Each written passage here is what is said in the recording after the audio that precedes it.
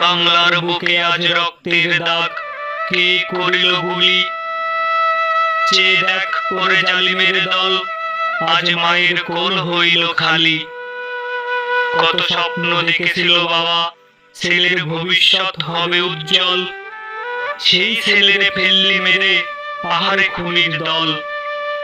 শোনো সবে 16 জুলাই, আমি সেই ছেলের কথাই বলছি, কেমনে বলিব সখা, চোখের পানিতে টলছি। যার গায়ে ছিল কালো গেঞ্জি, হাতে ছিল এক লাঠি, বুক ভরা ছিল অঢেল বিশ্বাস, তার ঈমান ছিল খাঁটি।